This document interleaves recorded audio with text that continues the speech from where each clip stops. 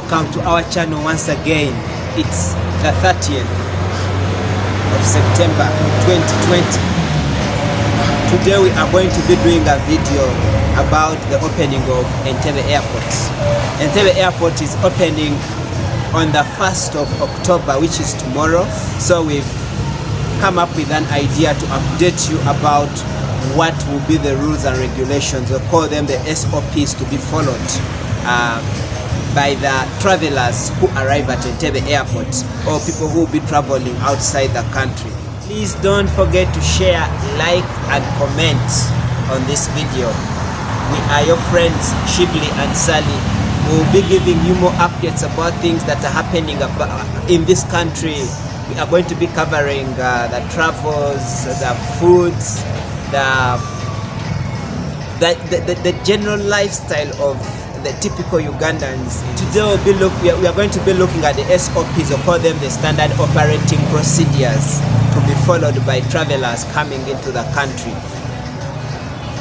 So we'll be looking at the rules, call them the rules and regulations that travelers, or call them if you're a tourist and you have an intention of visiting Uganda, things you'll be putting into consideration. We don't want you to fall a victim of ignorance. You need to be updated to know what kind of what are the things you need to put into practice the moment you arrive in Uganda through or via Entebbe Airport. The following are the standard operating procedures to be followed by all travelers coming into Uganda via Entebbe Airport or the border areas. And if you're coming through any border points into Uganda, these are the following SOPs, or standard operating procedures, to be followed. Number one, you need to observe social distancing. Hope you understand what social distancing is. Secondly, regular washing of hands. SOP number 3 is disinfecting seats and trails. Now this will be observed by the airport operators, those people who work at the airport. They will ensure that trails and chairs or seats where you'll be sitting, even in the plane that you'll be coming from, there will be like disinfecting of those of the seats and the rails. Screening of certain temperatures. Expect to find guns, like screening guns to measure the temperature. You understand what the standard human temperature should be at. So if yours is above the normal temperature, you might find yourself getting tested for COVID.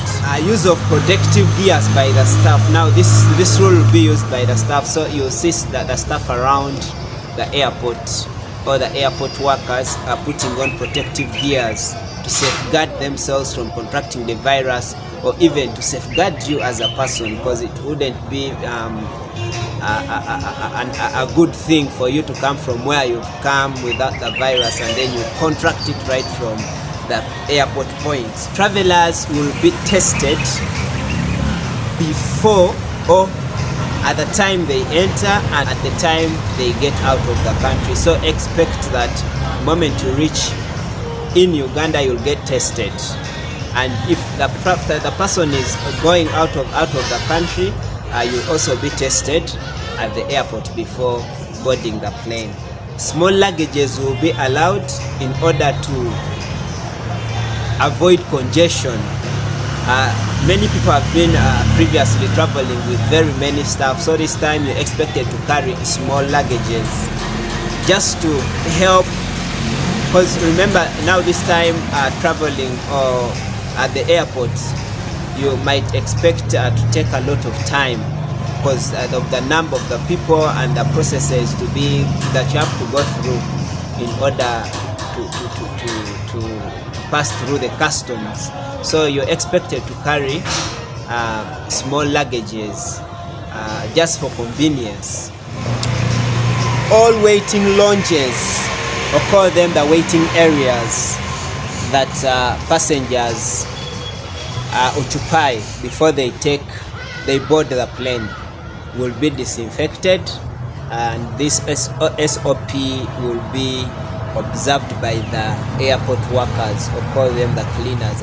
Air conditioning at the airport will be worked on as well, because the air condition has to pick the air from outside, and it has to bring it to make the inside premises cool, and to give a fresh air inside. So there is a possibility that air condition can be a medium through which the virus can pass. So this time there will be some work that will be done on the air conditioning, or it might completely be removed, because to reduce the risk of infecting passengers. Also the doorways. Remember previously many doors were like, to access doors people have to open, like hold the door handles. So there would be like the government had promised that the doors will be changed to sensor doors, whereby it will sense your presence or your approach near the door, then the door will open automatically. Also the toilet handles, the flush, they will be changed. The handles, the toilet handles, or call them at the tap, will be changed, and it will be replaced with the sensor flash or sensor taps. There will not be any kind of opening in order to get water or to access water through the tap. To just sense your presence, and what you would have used with your hands will automatically, you know what I'm talking about. Remember, the airport has been closed for the last 6 months. There hasn't been any kind of travels apart from the UN cargo planes and emergency planes. They are the only ones that have been flying, but no passenger planes have been landing on the Entebbe airport since the 22nd of March this year, or 2020. There has also been vacuation planes, like planes that were bringing Ugandans, or taking out passengers that have been stuck into Uganda, and bringing Ugandans who have been stuck in other countries due to the pandemic. But generally, passenger planes that take business people, people who have gone on missions, and they haven't been flying at the airport. But as I've also shared with you the SOPs to follow, which we are going to go through in analytical kind of manner, one by one, to prove whether they are really scientific, or they are just SOPs that generally has to be followed. But we want to critique to see which one works and which one was put just as a measure, but it's not. It doesn't help in fighting the virus from spreading. The first SOP, which is social distancing. Well, social distancing is, I don't think it is scientific in any way, because I would analyze it in a way that I live in the city. I come from Kampala city. But I've seen the behaviors of people around the city. There is no any kind of social distancing that people observe. Yeah, it was put there as a standard measure to fight the virus. But social distancing has not really worked for Ugandans. And I don't think, however much it can be observed at the airport, but the moment you enter into Kampala, you might find something very different. but don't get scared, because still people have it in their minds that the virus exists and they have to take social distancing. So there are those careless people who don't observe social distancing, and you also have those careful people who have tried to avoid those places with congestion. So the moment you enter into the country, you need to make sure that you don't get biased, that what you saw at the airport is not observed inside. So we are updating you right up front, so that when you come, you just avoid those places where many people are congested. That's if you know that you have to safeguard yourself from contracting coronavirus. SOP number 2, which is washing of hands or sanitizing. Okay, when you come to Kampala, when you're to access like the arcades, buildings, if you're to access like companies, big company premises, you'll find that they have installed cans, water cans and soap where you can wash your hands. Yeah, it's also very good that if you're moving, you need to carry a sanitizer, you need to wash, to make sure that you're always alert of the virus. So sanitizing, I think it is scientific, because at one point the whole world, they'll call it World Health Organization, had put out that SOP, which has worked. It has worked, because I can see Ugandans are observing that sanitizing, because they wash their hands. You'll find soap in people's working premises, even in people's homes. Before you access somebody's home, you'll find like they have put a bucket and they have put a bowl or a jerry can of water and soap for you to wash your hands. That one has worked, and Ugandans are observing it.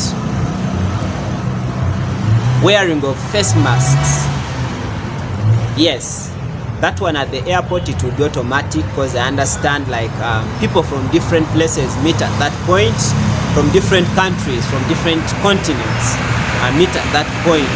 So the government is really very serious about face masking, like putting on your mask. So you need to make sure that you always observe that. Though if you come in the city, you'll find like majority of people are wearing their masks, but there are those people who don't really observe or take it so serious. But in order to be on a safer side, you need to put on your mask, because yes, as it is emphasized at the airport, you can't access a building, you can't access an institution without your mask on. So you really need to observe wearing masks. Scientifically, I think it is also good, because I can imagine you're talking to someone and then that person sneezes. It's very easy for that mucus or that water, infected water, to be flashed on your face or to splash on your face. So the mask wearing can really help on that. And I guess Ugandans, actually the government recently supplied those masks to every Ugandan in their homes. So even when you're coming, make sure that you carry your mask, and you have to move with it each time you're in public places. Disinfecting of seats and rails. Disinfecting of seats and rails. That I think is observed at the airport, but scientifically, when you come into the communities, I don't think people disinfect as was directed. Though there are those people in their homes that consider that SOP, but I think at the airport they will consider it, because it has been one of the measures that was put forward by the president during his speech when he was giving out the directives on coronavirus, his last speech on the 20th of this month. So, as I said, disinfecting in communities here is not something common, but you'll find like big companies that can afford the disinfectors does that but in people, no. And also, I'm not really sure that after disinfecting, your neighbor you've come with from wherever you've come, you boarded the same plane. For example, if that person has the virus and touches the place after it has been disinfected like an hour ago, and you touch the same place, I mean at the airport there, it would be, I don't know how that science would work, whether you might not get the virus or you might get it. So scientifically that works, but for me, according to how I analyze it, there is something that is missing there.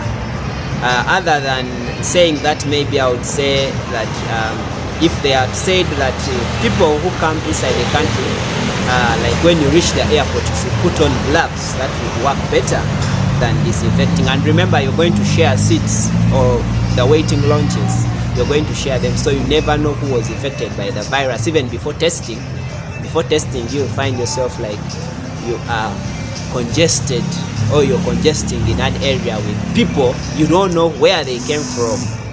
So scientifically, I don't think disinfecting would work, but since it is not observed in every area, actually you'd find it at the airport, but inside the country it's rare, unless you're going to those government places, you're going to big companies, but not in people's homes, not on the streets. Screening to certain temperatures, yes, screening works. It has, I've observed people getting screened from